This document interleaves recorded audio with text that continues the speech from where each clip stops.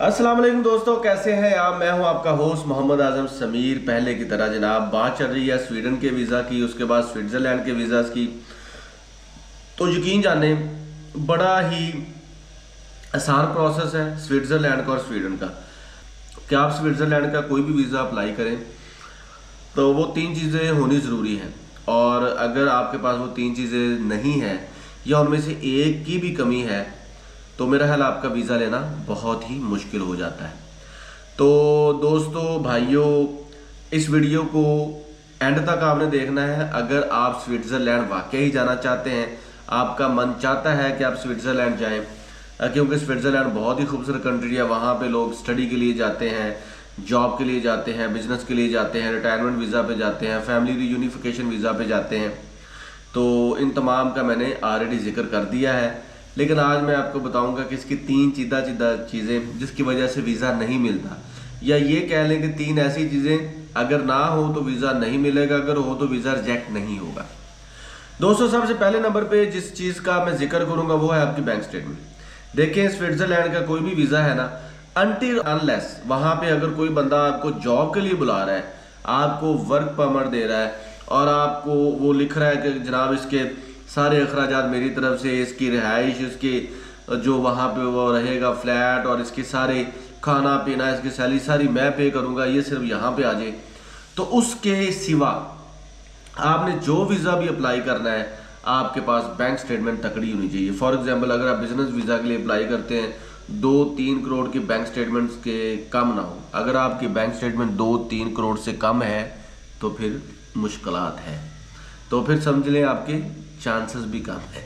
लेकिन अगर आपका टूरिस्ट शंजन वीज़ा है या आपका स्विट्ज़रलैंड का फैमिली रीयूनिफिकेशन वीज़ा है, या वहाँ पे आप रिटायरमेंट के बाद जा रहे हैं, तो फिर अगर थोड़ा सा कम भी है तो फिर चल जाएगा। साइट सीइंग के लिए जा रहे हैं तो 4-5 लाख, 6-7 लाख या मैक्सिमम 10 लाख पे भी आपका वीज़ा लग सकता है। अच्छा, दूसरी चीज़ जो इम्पोर्टेंट है वो है जनाब इनविटेशन लेटर।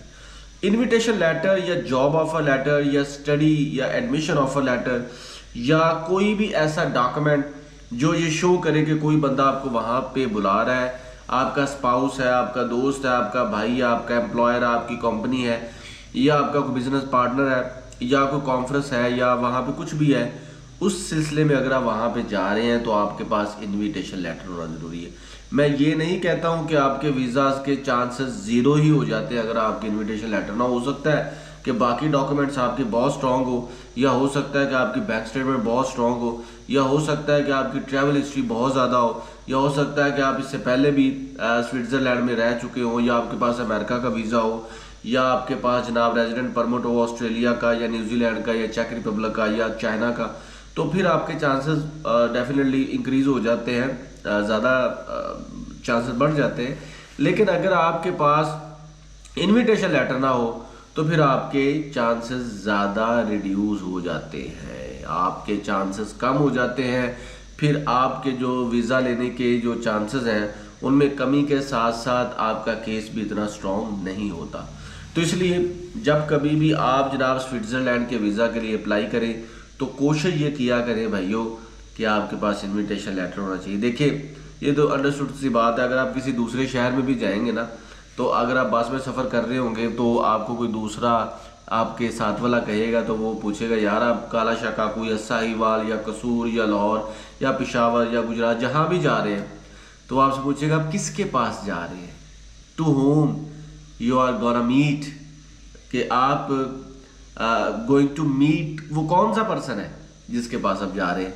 तो आपके पास एक ऐसा रिसोर्स पर्सन होना चाहिए और उसकी तरफ से इनविटेशन लेटर होना चाहिए। अगर इनविटेशन लेटर है तो फिर आपके चांसेस बढ़ जाते हैं।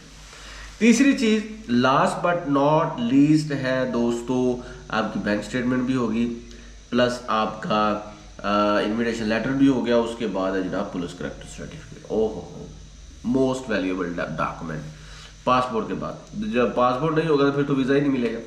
देखिए जनाब, जो पुलिस करेक्टर सर्टिफिकेट है ना, that denotes you are civilized person. वो ये शो करता है, वो ये जाहिर करता है कि आप सिविलाइज्ड हैं, आप पे कोई जुर्म नहीं है, आप बिल्कुल साफ शफाफ है।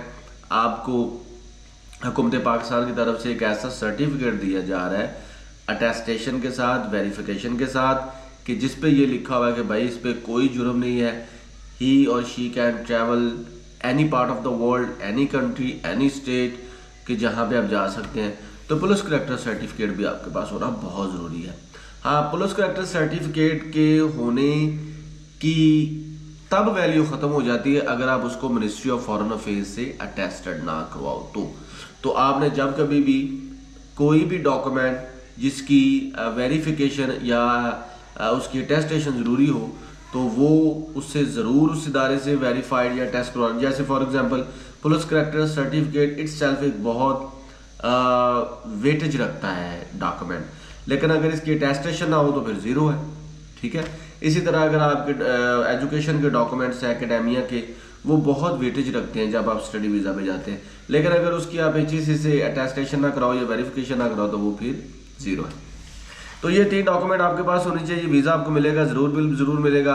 आखिर में मैं यही कहूँगा भाइयों, खुद अप्लाई किया करें, आपको इंशाल्लाह ताला ज़रूर कामयाबी मिलेगी, लेकिन उसके लिए आपको पूरा तैयार होना पड़ेगा कि क्या क्या चीज़ें चाहिए, क्या क्या चीज़ें नहीं चाहिए। तो as far as me is concern, मैं कोई वीज़ा एजेंट नहीं हूँ, ना ही मैं कोई लॉयर हूँ, आपका दोस्त हूँ, आपका भाई हूँ, आपको गाइड करता हूँ। और ये मेरा डिस्क्लेमर भी है, चैनल को सब्सक्राइब करना मत भूलें, दुआओं में याद रखें। अल्लाह हाफिज़।